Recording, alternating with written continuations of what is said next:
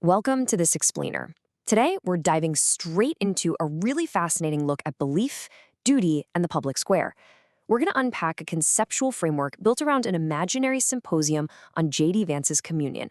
Now, our goal here isn't to debate politics, not at all. Instead, we want to impartially explore the deep, often complicated intersection of private belief and public duty. So, let's jump right into it. In modern political discourse, we spend an awful lot of time arguing over whether a public figure's beliefs are actually sincere. But the source material we're looking at today asks us to totally shift our perspective. Instead of endlessly questioning the sincerity of someone's faith, we need to ask a much more demanding question. If the faith is entirely real, what does true faith actually require of a leader? To tackle that, the text uses this really cool imaginative device, a fictional dialogue. It brings together absolute historical giants, thinkers like C.S. Lewis, Martin Luther King Jr., and Dorothy Day, to impartially examine how faith ripples outward.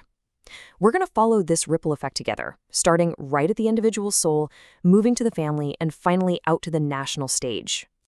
So let's kick things off with part one, the individual core, looking at faith and rootedness. To start exploring this theme, we've got to look at how the faith we inherit as kids transforms into a deeply held adult conviction. C.S. Lewis frames this just beautifully. A return to faith in adulthood isn't about rejecting the past or, mocking the simple beliefs of childhood. Rather, as Lewis notes, it's about taking an imperfect childhood gift, testing it through the relentless storms of adult life, repairing it, and ultimately choosing to live it honestly. And, well, that brings us right to the title of our subject. Communion. Look, in our modern age, people are often completely exhausted by the endless pressure of inventing themselves from scratch. Communion, in this context, is the exact opposite of that exhausting isolation. It represents entering a tradition that outlasts our personal, fleeting moods. It's about union, responsibility, and that powerful realization that you no longer stand alone. Thinkers like G.K. Chesterton and Bishop Robert Barron suggest this is exactly why conversion is so attractive to the rootless. As Chesterton points out, the church offers a thick home. It's totally filled with history, sacraments, and firm moral structures.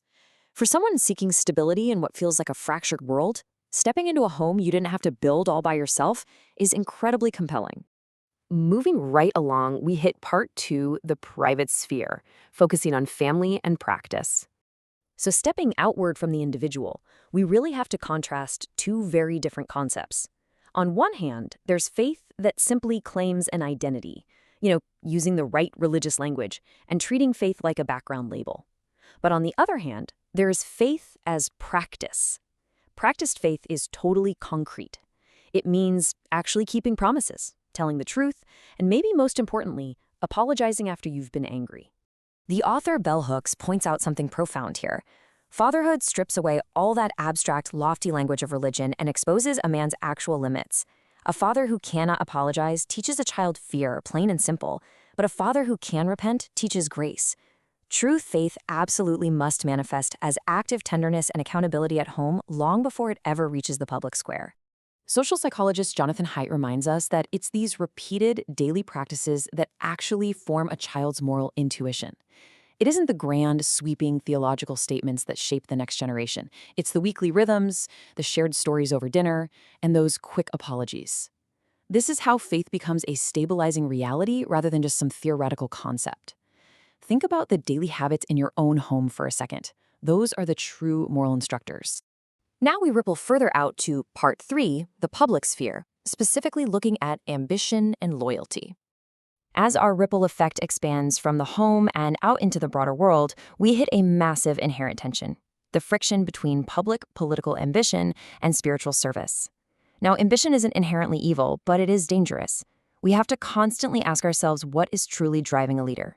Is their ambition aimed at self-protection, gathering applause, and just performing for their base?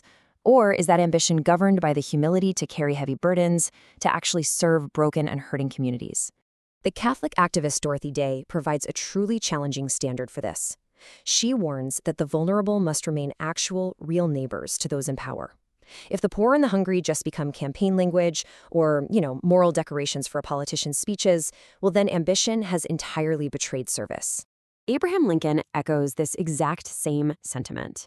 He noted that the higher the office a person holds, the less that person should act as the absolute master of events.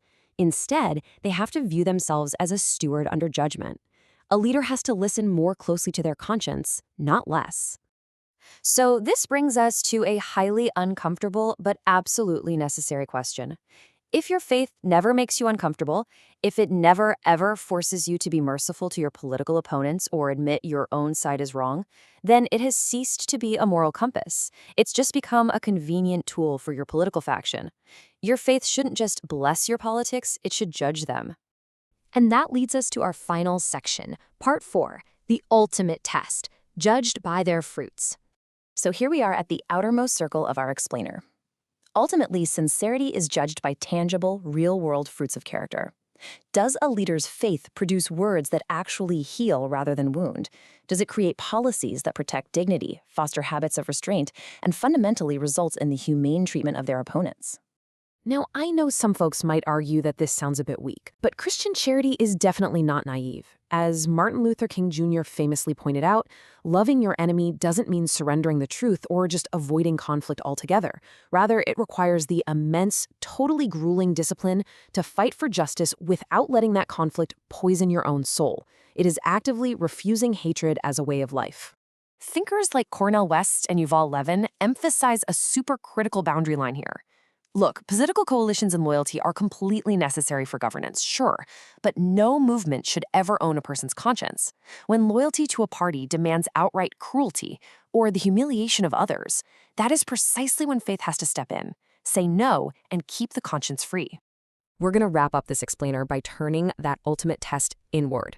Whether you're a politician, a voter, a conservative, or a liberal, really ask yourself if your own public beliefs truly bear the fruits of empathy, restraint, and grace. Because at the end of the day, this moral burden doesn't belong to just one political party. It belongs to every single soul. So does your faith make you a more merciful person? Think on that. Thanks so much for joining me today, and keep asking those hard questions.